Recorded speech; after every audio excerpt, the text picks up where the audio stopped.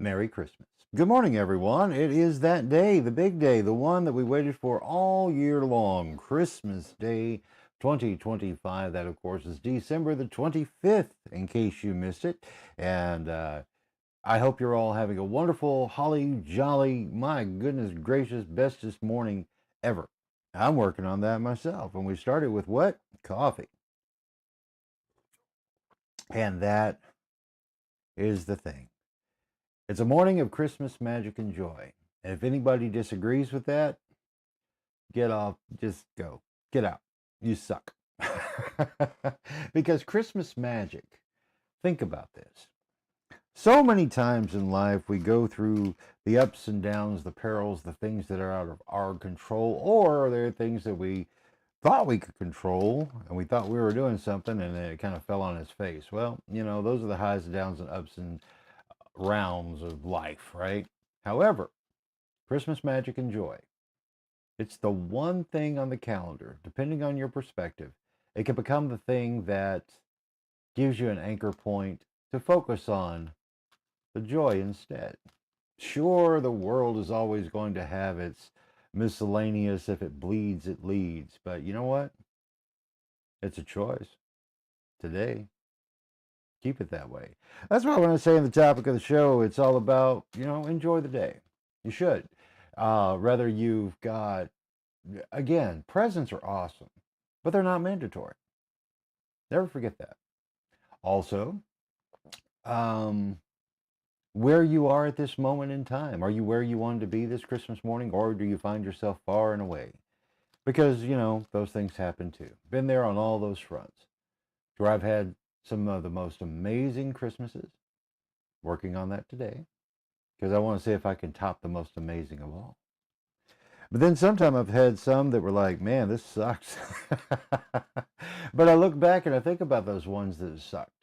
And the ones that sucked, I found, being honest and mindful with myself, were normally when I let go of the Christmas magic of things. And when you let go of that, and God forbid if you steal it from someone else with a piousness, an absolutism, a steal the joy, take away the magic, well, shame on you. But you can turn it around. It truly is. You can absolutely, positively turn it around and enjoy the joy that comes from the toys for every good little girl and boy. And many times those on the naughty list also, they got a pardon. It's kind of funny. Maybe they shouldn't have. Probably they shouldn't have. But they do. They do. Sometimes. Anyway, I do hope everyone's having a great morning. Let's see. Let me go over here and refresh this thing so we can keep up with comments as they come in. But yeah, it's if you'll notice in the this is awesome. I got to show you this. I don't want to go knocking everything over in the process. Now, if you've seen these fugglers, yeah, fugglers, they are absolutely fascinating. When they first came around in their first incarnation a few years back, I mean, he just looks like he's just up something. And what's funny is the way this thing is designed is absolutely brilliant. I mean, hello there, everyone. Merry Christmas. And of course, he has to have a British accent because you can't look like this and not. Oh, that is so stereotypical and slightly racist, Jim. Maybe, but it's true. So, yeah, he's kind of got like that royal look, doesn't he? Kind of like that inbred reptilian thing. Huh. So the Fugglers very well could be a creation of the royal bloodline. So I shall bow down to him. And you should too. Oh, oh, oh. What a great... I love this thing. The personality that this thing actually has, if you've only seen them on the shelf, they absolutely just, that doesn't do them justice. When you get them out, though, especially Super Fuggler, look at that. So, Ebenezer, did you sleep well? This was a gift from from Caitlin's boyfriend Aiden to me, and we had a wonderful get together last night, and it was fun. And this guy, he's just a wild man. I tell you what. But I tell you, again, it's like the real. Ow, son of a. Sorry. Okay, let me put him down. I'll play with that thing all morning. I just love the design. And it's one of those things until you actually get it out of the package and look at it. Yeah, I don't know. There's just something about that one. It may just, I don't know, but I certainly truly appreciate it a lot, Aiden. Thank you, buddy.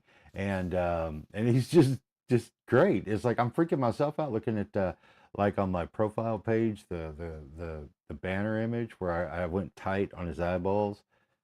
I don't know if something's happening there. Let me scroll down, man. Jeez, that's getting creepy. So anywho, but there we are. There we are. What else is going on here? And yeah, so everybody's here and around and doing. And yeah, again, Christmas morning, for us, it shall always be magical, no matter what comes our way. Um, because we absolutely want to make sure that we do. It's a choice, ladies and gentlemen.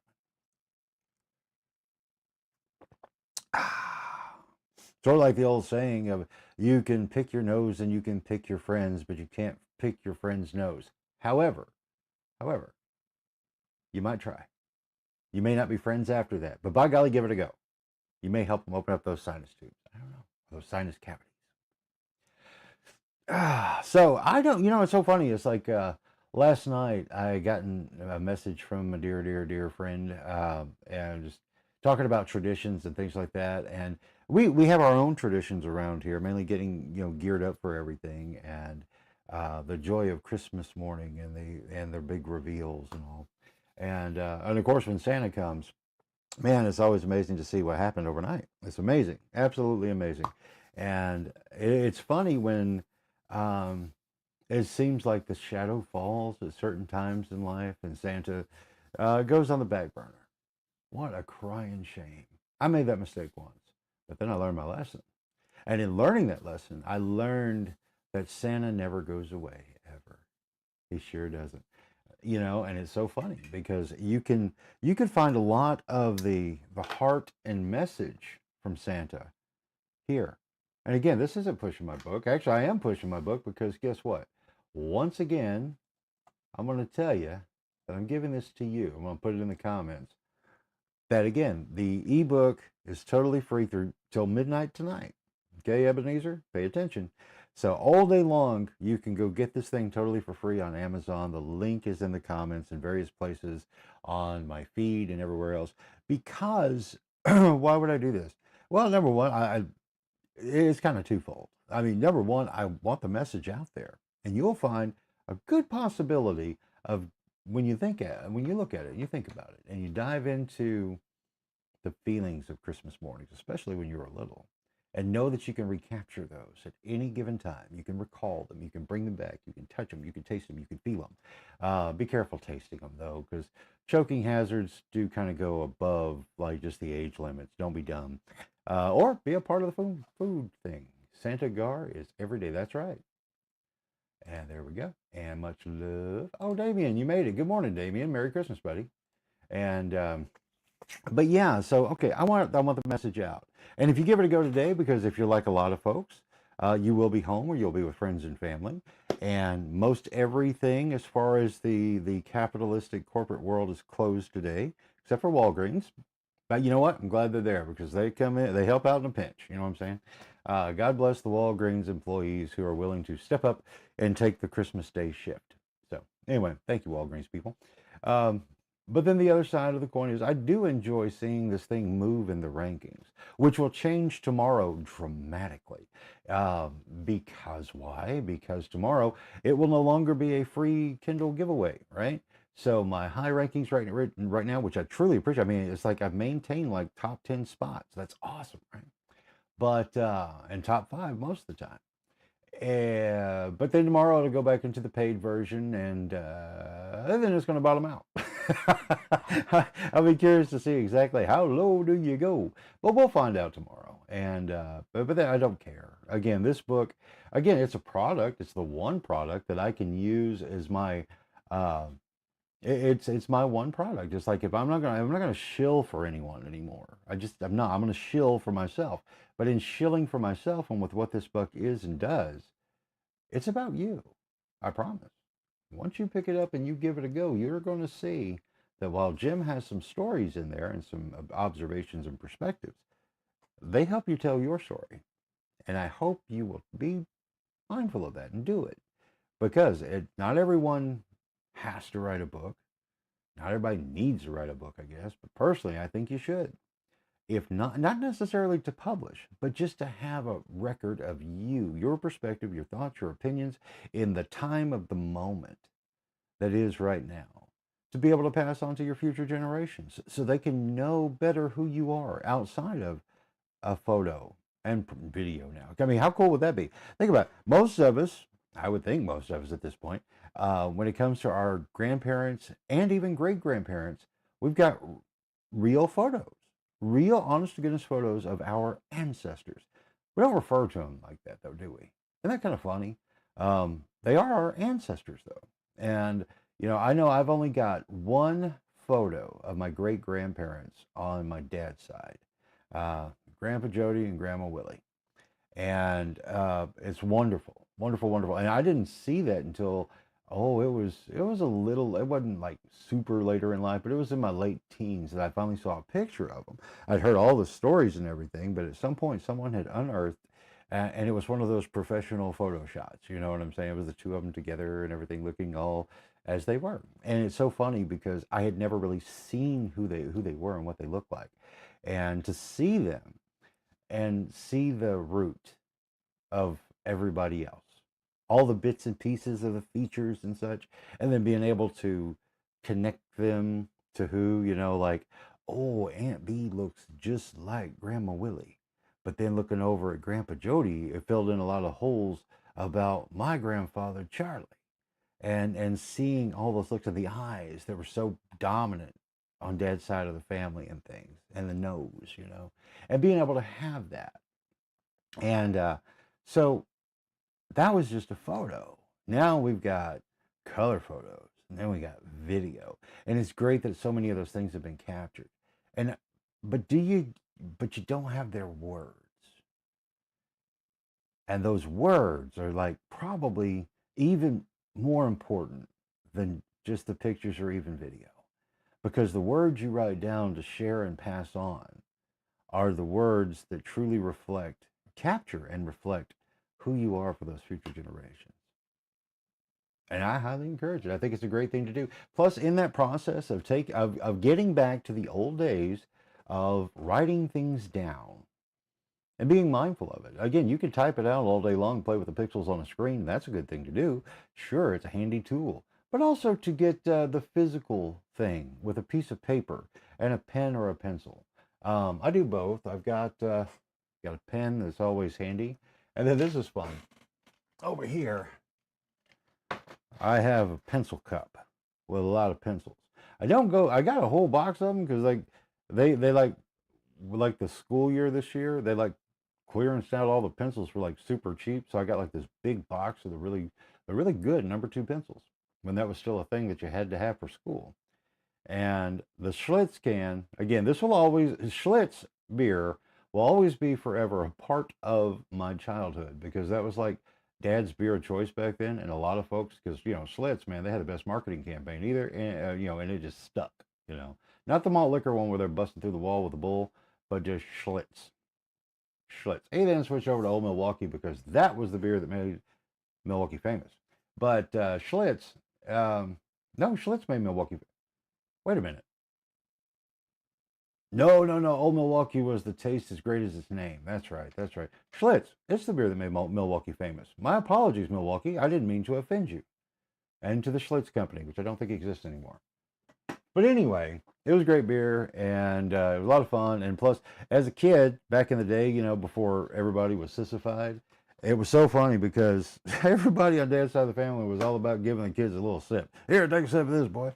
I don't know if it was to just enjoy the show of getting us just a little buzzed when we're running around the Christmas tree, or helping us get to sleep Christmas Eve night. Here, have a sip. It'll be good for you. You'll see Santa quick. And I did. But anyway, it was a different time. You know what? Was it a better time? I don't know. But it was, there you go. Yeah, that bull, those bull commercials were so great, and like, I don't know. It's just funny looking back the way times have changed. Because again, there's a picture somewhere of the family with my mom, my dad, myself, my Aunt Marlena, and well, everybody on my mom's side of the family. Isn't that kind of funny how that works out? Guys, you probably know. Once you get married, you normally everything gravitates toward your wife's side, which is great. No problem. But it's funny. But then uh, I don't know. It's just kind of an interesting thing, and it's like statistically, that's what happens.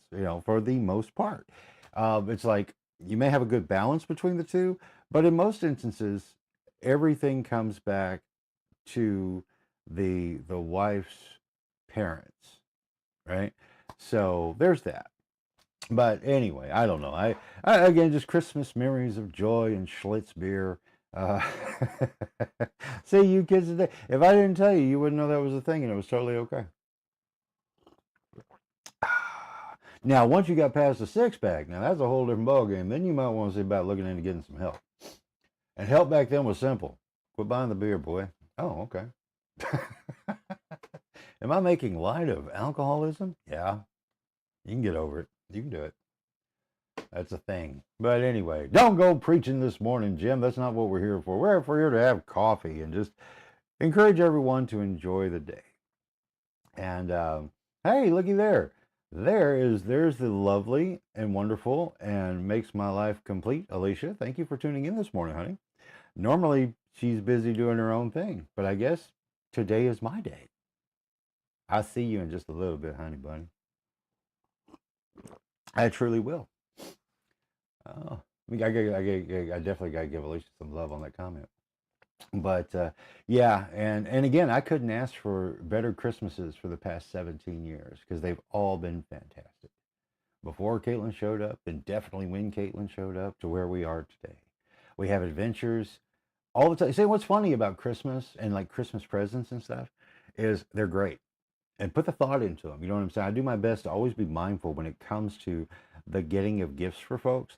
That I always want to try to be mindful. And again, if you read in my book, you will see that what page was it? I can't remember. I didn't memorize the whole damn book. I just wrote it. But yeah, if you go to page 69, 69, I tell the story of when I came onto the scene with Alicia and her family, and I started to strongly encourage, and actually I just did it. Everybody in our circle got a toy, which was a little foreign. I mean, Alicia was really cool with it. She really was. And so were our folks. They were, but nobody really done it conscientiously.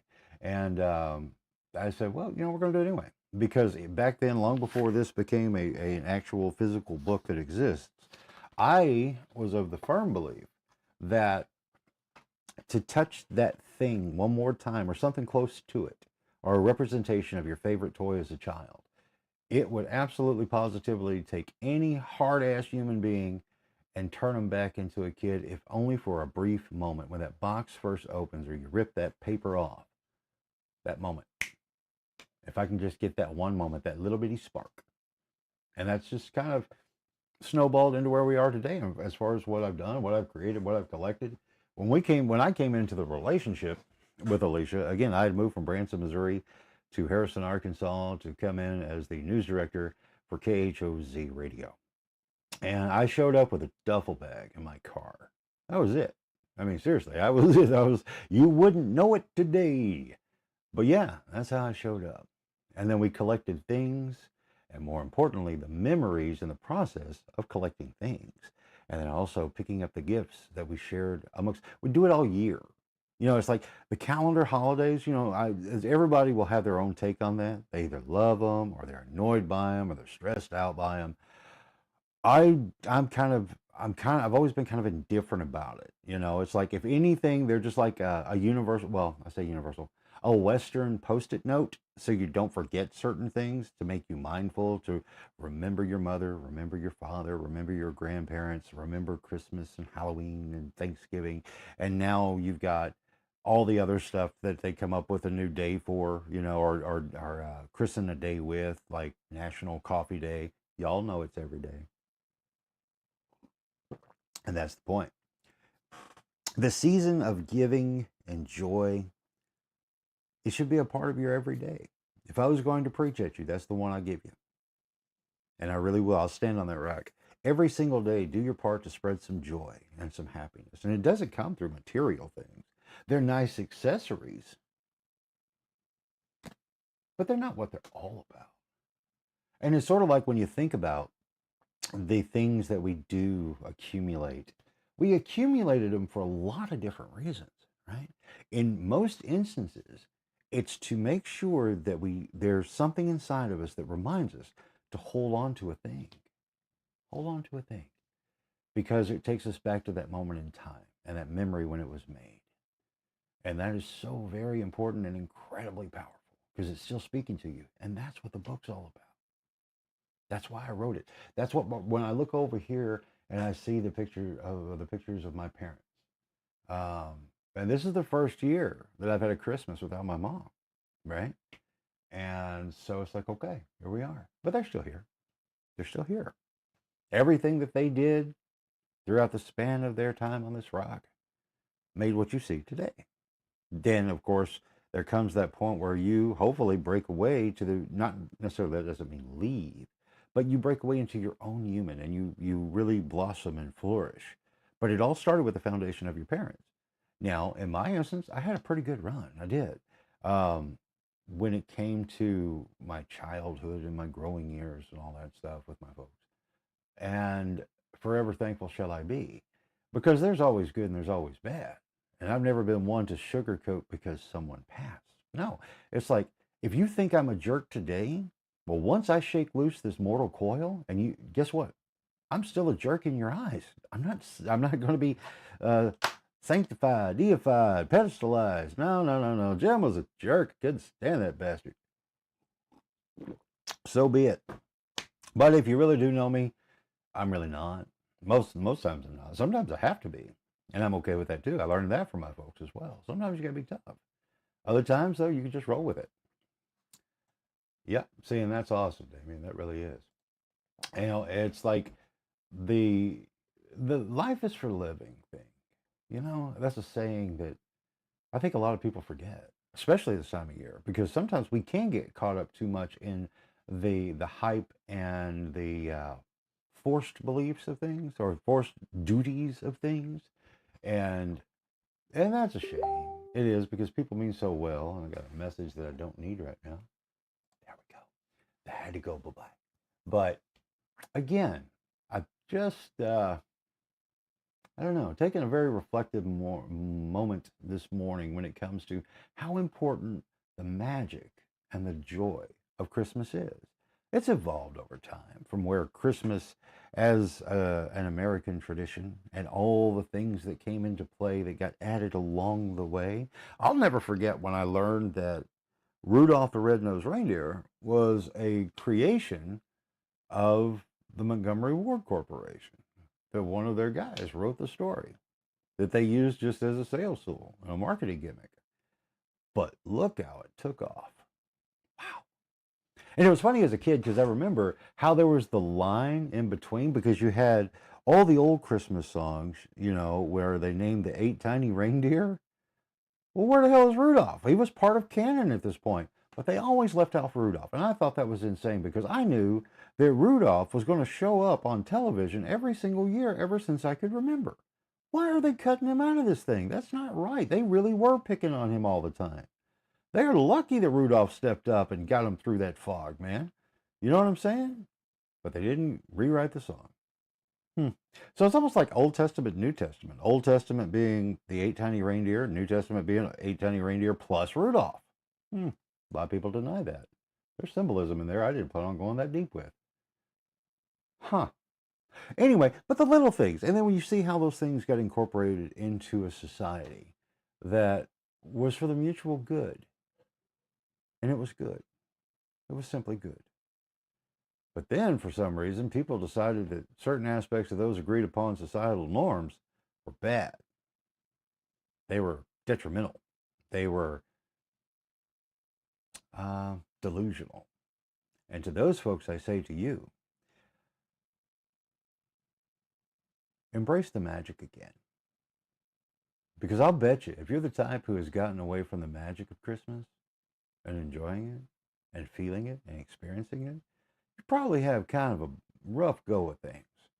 because you're feeding into and getting fed by that negative loosh, as it's been referred to by like Bob Monroe, or yeah, Bob Monroe.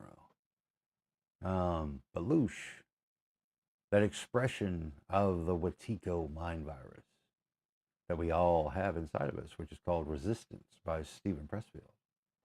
It all connects, all the dots, they do. And if you hold on to those type of things, like the loosh generating that negative energy that these evil things inside of our heads feed on, it's a terrible way to live.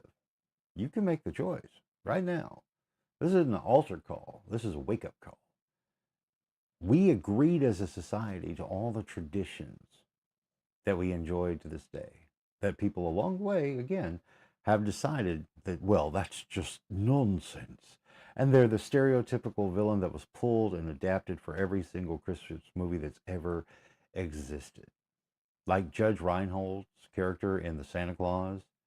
And it's so funny because, again, my mindset was already there long before that movie came out. And then when Judge Reinhold gets the weenie whistle from Santa, and his eyes are all aglow as he's playing with his Oscar Mayer weenie whistle, there's so much fact and truth in that. And it turned him around to the point where they got to the sequels that he was absolutely an annoyance to Santa. And maybe, just maybe, when I had the opportunity to meet Judge a long time ago, back in my theater days, at movie theater, that is, not actually taking the stage. No, I've never done that. Not my thing. But when I was running movie theaters for Carmike Cinemas, and I was in Little Rock, and it was so funny. I think about it now in this hindsight's 2020 perspective. I was kind of an ass to him, and I think it probably was because of that. I don't know. I never really thought about it like that, but he's a nice guy. He really is. He's a really nice guy, and it was a pleasure meeting him. Because actually, he and his wife had just come to the theater to watch a movie. It wasn't a big deal, and it was so funny because a lot of the staff and everything, when he came in, I mean, he has a very distinct look, and everybody started just kind of doing the whisper buzz thing. And it was so funny because most of the people who were in the theater, we were a very, very busy place back then. Okay. And we had 10 houses. They were all big. And so when we had a show open, it was busy, man. I mean, it was like, to put it in perspective, you're looking, I think with all the seats in the houses combined, you're looking, oh hell, we'd have I think our max capacity with all of the houses was probably around 2,500 people. So you had the potential of 2,500 people showing up at one damn time or within a 15-minute window of each other, and it get a little hectic, a little crazy. And I say that because, again, it's like when Judge Reinhold showed up and the box guy saw him, and then the buzz started, and it was so funny because I don't know why I did this. Maybe it was a long lunch break. But anyway, I walked up to he had his back to me, and I walked up to him, and I tapped him on the shoulder, and he turned around, he just kind of smiled, he said, "Hey," and I went, "Yep, it's you." And then I just walked back and told the rest. I was like, "Yeah, it's Judge Reinhold." But then we got to chat after the fact. But it was just kind of funny. I was such a jerk. Another funny little story from back in those days, thinking about it, with Billy Bob Thornton. Of course, him being an Arkansas native, and then when he came back for what the hell's it? He was filming a particular movie at the time, and I can't remember. And the production crew had reached out to see if it would be cool if they could use the theater for dailies in the morning, right? And so it was no problem. So I got it all worked out so they could, and that was still 35 millimeter film and all that. So, the Russians would come in, and they'd watch the dailies. A couple times Billy Bob showed up. It was so funny because, like, the second day of dailies, when they came in, they were so pissed at him because he decided, because it was one of those days he wasn't on the call sheet. So they were filming whatever else. So he wasn't on the call sheet that particular day before. So he decided to go fishing. And in the process of going fishing, he got like super sunburned, right? So needless to say, continuity became a problem real fast. And it was kind of funny watching that. But he was a real nice guy too. He really, really was. I was a big fan of Sling Blade. And so that was neat. And then I also did a little while after that, I had let him use the theater. When he did his voiceover bit for Princess Mononoke, that one anime thing, and he needed to see it, right? So we got the print in, and the thing was, now back in those days, for those who aren't familiar with this, back in the days of those movie theaters, all movie theaters, you had 35 millimeter prints before everything went digital, and they would come in reels. And most movies, about an hour and a half, right, come in 5 reels. You can do the math yourself. And then we would have to like splice them together, tape, and voila, you got a movie. Normally not that big a deal. Count, four holes, and you got a frame, and then just make sure you cut it right, stitch it together. Otherwise, you have what's called a jump.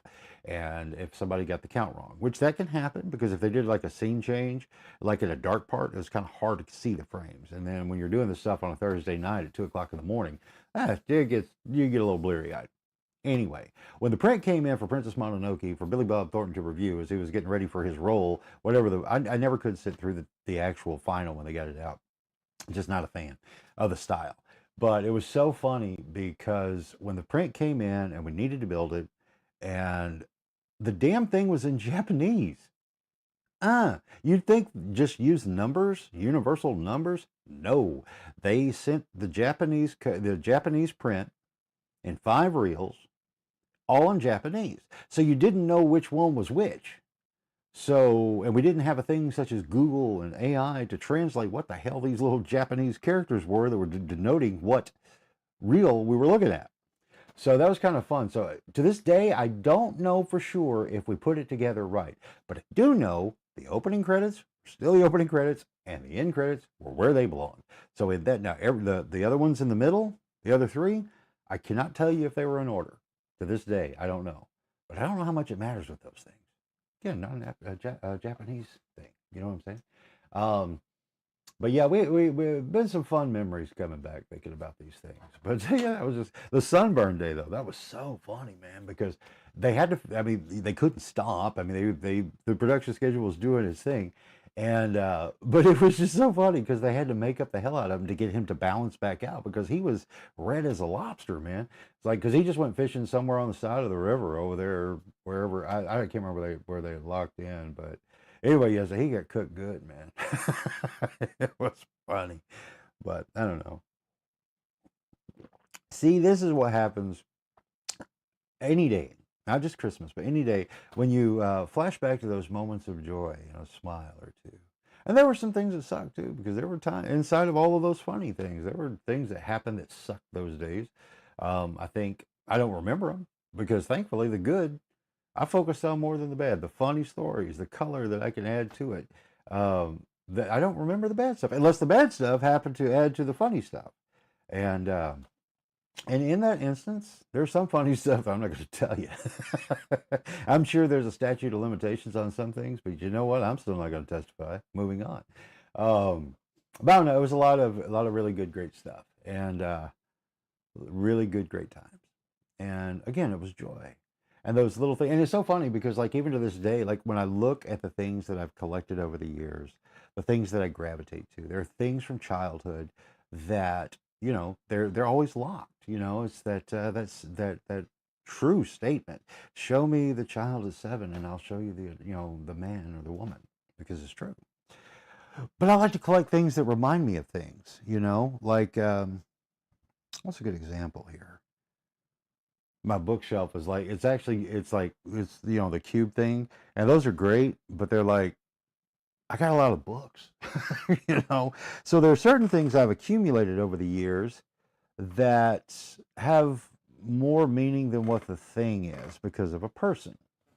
Let me grab one, because this was kind of funny because it came up in conversation just the other day, and I can't remember who I was talking to, but like this book right here. This one, that's a good one. And I promise I'll show you, don't be impatient. Then this is a good one too. 2 of them. Okay. Hey, something fell out of one, and I'm glad. So, I don't even remember this.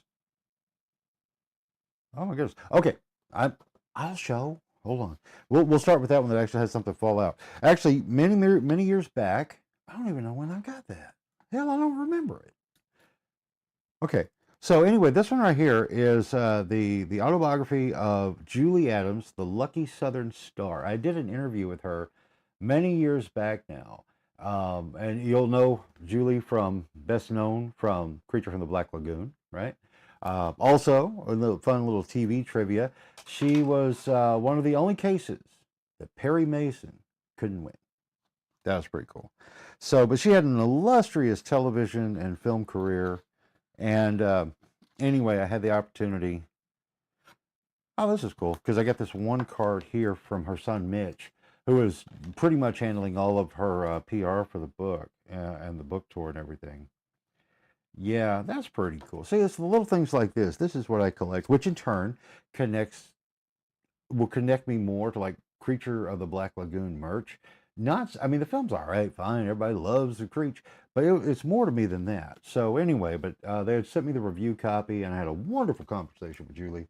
And I was fortunate enough to do it a couple years before she had moved past this mortal coil. But this part right here, this is interesting. Yeah, and she autographed this one. Wow, let's see here. The commemorative Creature CD. The lucky say. Damn, I gotta listen to this. This is pretty damn cool. I didn't know I had this. And this was actually released in 2000. Huh. Check it out. If you can see that, you get over here in front of the camera. You see that? I, honest to goodness, did not realize I had that after all these years. And I'm sure if I tried to like play it and share it for you, I get a copyright strike and everything about me get released or get erased again. Huh. But I'll do some digging on that, and I'll share the links once I make sure that these things are, because yeah, it's originally recorded in 2000, so I did my interview with her probably back in 2014, 2015, something like that. Well, that's pretty damn cool. I'm going to set that to the side so I don't accidentally lose it again, or didn't know I had it. So that's interesting. I don't know how that happened. Another book that, again, is like one of those things to where when I collect, I don't collect just willy-nilly. There really is a connection to everything that I see. There's a story behind everyone that goes beyond just the item itself. Again, this is why I try to encourage you to read this, because you'll be amazed. Because this one right here, this book, Evil Thingies, by Ricky Lee Reynolds. If you're not familiar with the name Ricky Lee Reynolds, or it just sounds like just another Southern boy's name, Ricky Lee, well, Ricky Lee Reynolds was actually the founding guitarist, along with his best friend, Jim Dandy Mangrum, of the rock and roll group that really climbed the charts and their whole thing and scene back in the 70s that was Black Oak, Arkansas. And it was back, I think it was 2016, that I had the opportunity to, thing I was working on. And Black Oak came into a special appearance for the show. And so Alicia and I, we filmed the thing at, I can't remember the name. It's not the thing, it's, the building is still there as far as where we shot the thing in Branson over on the Strip.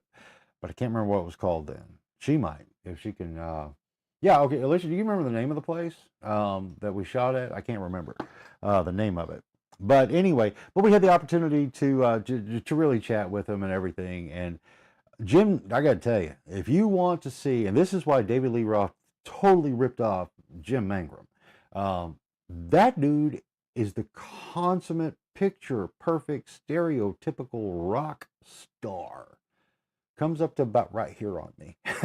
But he, just a great guy, full on rock and roll guy, you know, even at his senior age at that point. But he was still a hoot and a holler, calmed down a lot from, like, if you look at the old press and stuff.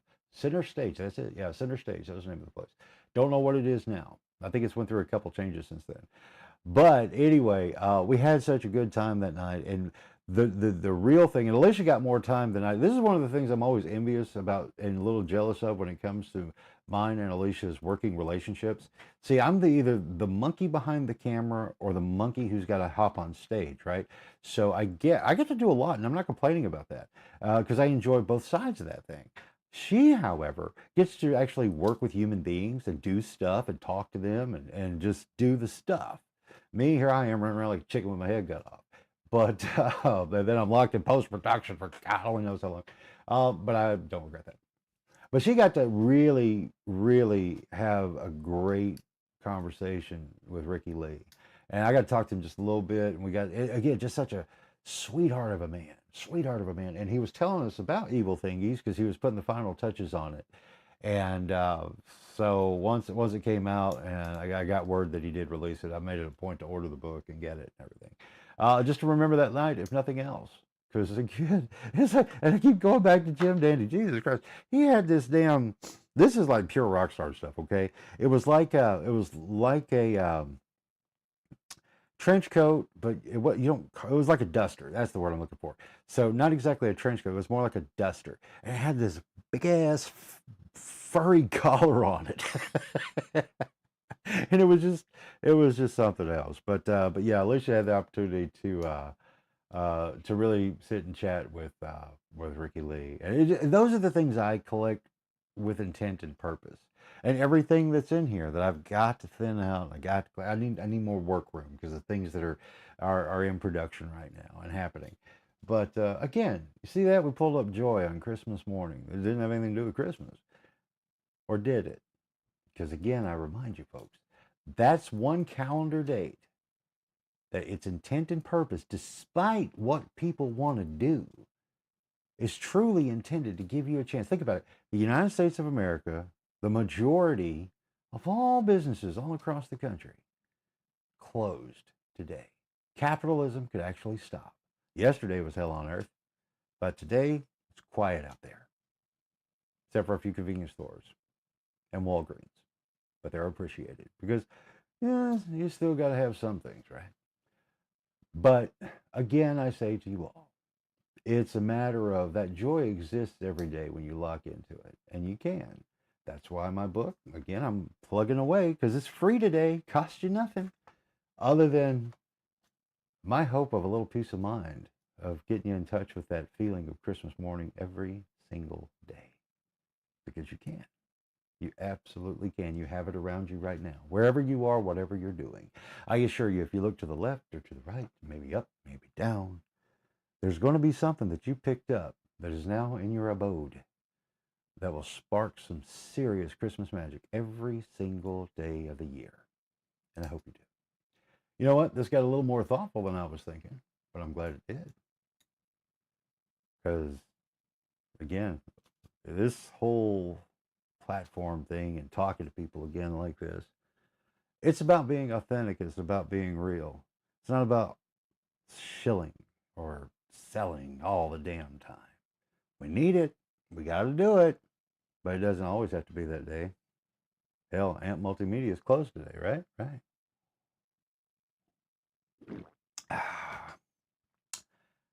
Smelling fudge.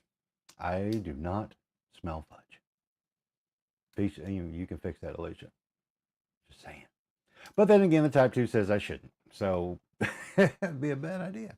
Anyway, you guys have a very, very Merry Christmas Day. Enjoy this one.